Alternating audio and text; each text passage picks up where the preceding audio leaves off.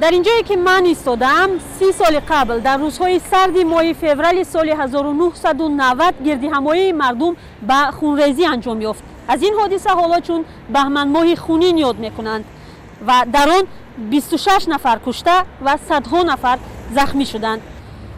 با گذشت 13 سال این حادثه هنوز شرح یکسان ندارد، اما بهانه‌ای به میدان ریختن مردم آوازها درباره گویا به گریزه‌های ارمنی به نوبت دادن خانه در شهر دوشنبه بود.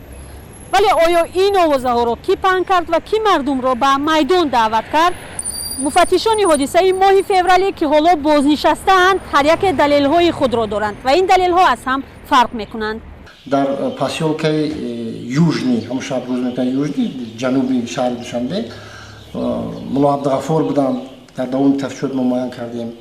از حساب ناحیه رودکی بویف بود، بویک یک زمره بود. دیگر همون پیشوایان دین و همون شب روز بودن در مسجد کار میکردن، همین بودن و اینو در دوام تفتیشات یک قسمت همینو به جوابگاری جنایتی کشیدن. همین فردا در همون شب روز تبلیغ کردن که مردم اومدن در گردهمایی اشتراک کنن، جمع شوند. تلفن میکنن، میگن که پگاه میتینگ برایت اونجا با هر یک مسجد با آدم‌ها با تلفن میکنن. یگان تیش معین کردگی این همه پرووکاتورنی کگب تلفن کردگی اینو میبیان بعد پرووکاسیون از همینجا سر میشود.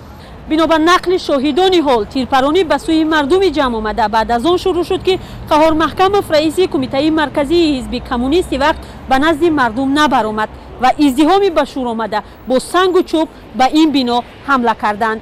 اما در این حادثه امر استفاده از سلاح را کی داد و کی آن را اجرا کرد؟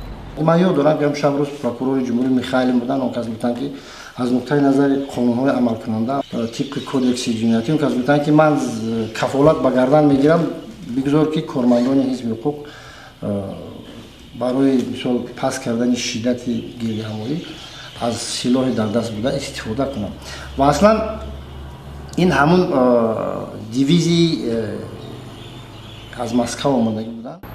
مردمی به شور آمده دکان و مغازه ها را که دقیقاً همینجا بود آتش زدند. این ترتیه را کاری دستی کگبی SSR میدانستند.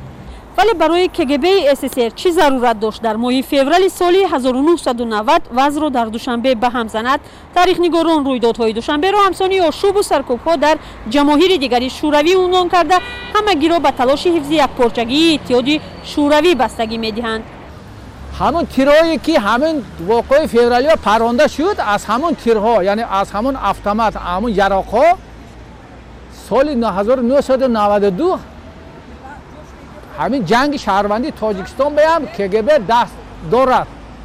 از یک تا автомат از یک یراق پرونده شده است. با همینا تشکیل کردن. من خودم قپیدگی بلاروس و معاونش همین میدان آزادی با گرانات پرتافتگی دو تا کگب کتی لباس‌های نقاب‌ها پوشیده. یعنی ویا نمی‌خواستند که تاجیکستان به تنجی شود. در آن روزها راه در این منطقه یک هفته بسته بود. مردم زیاد جمع آمدن، نیروهای قدرتی ترتیبات را نظارت می‌کردند. هدف از تأسیس این گردهمایی و بعداً به بی‌ترتیبی عمومی تبدیل یافتن آن را گروه از تفتیشات به بازی‌های سیاسی مربوط می‌دانستند. از همون سیاست بازسازی و دموکراسی و دیگر چیزها استفاده کرده توسط بازی‌های پس پردگی باید که در جمهوری تاجیکستان دولت اسلامی تأسیس میشه. این آن چیزایی که در همون شب روز از روی تفتیشات معلوم شد.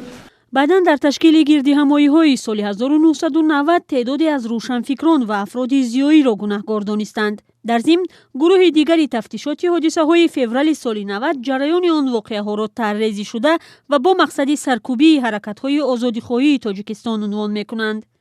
و یا یگان کس مقصدی دولت ساختارش دیگر کردن مقصد نداشتند، فقط همین. بعد سوال پیدا میشد، بعد میتینگ با پلاکت‌ها بینید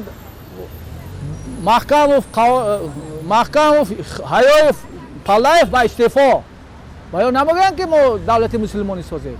مورخان به صورت عموم رویدادهای خونین فوریه سال 90 را نتیجه وضع مشکل اقتصادی و اجتماعی و آغاز حرکت تاجیکستان از راه خطرناک می‌دانند که در سال 1992 این کشور را به گرداب جنگ باز هم خونین‌تر و پرقربانی‌تر شهروندی طلا داد. البته خیلی تاثیر زیاد داشت این از وقتهای بهتری که صورت گرفت جنگ شهروندی، این از اون تأثیری پسیکولوژی یا روانی زیادتر داشت، چرا که این اولین بار در حضور مردم در یک کشور مثل تاجیکستان روی داد که اون وقت یک جمهوری بود.